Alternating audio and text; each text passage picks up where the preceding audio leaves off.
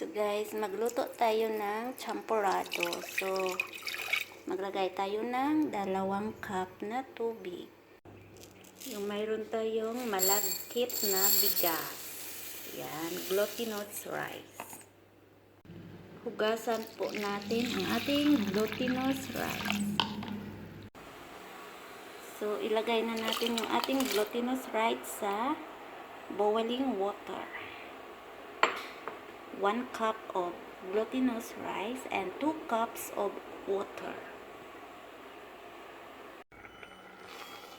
So guys, ito na po yung ating glutinous rice na gawin nating champurrado. So guys, maglagay tayo ng chocolate.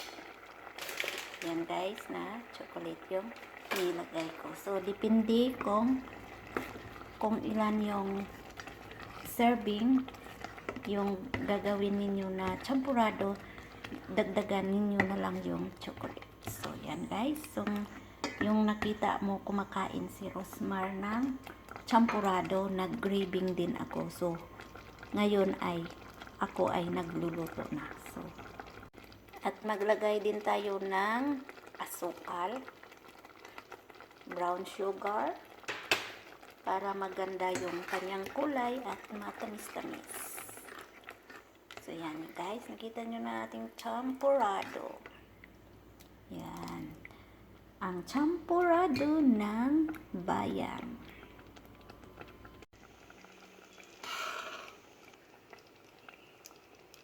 So, guys. Ito na yung ating champurrado.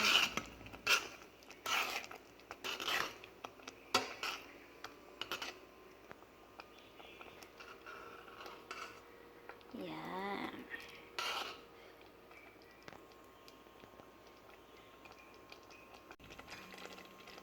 So guys, ito na po yung ating final product ng ating champurrado. So yan guys, so hindi na tayo kailangan pumunta kung saan-saan para lang makakain ng champurrado. So, pwede na tayong magluto sa bahay. So yan na guys, so let's eat. Yan.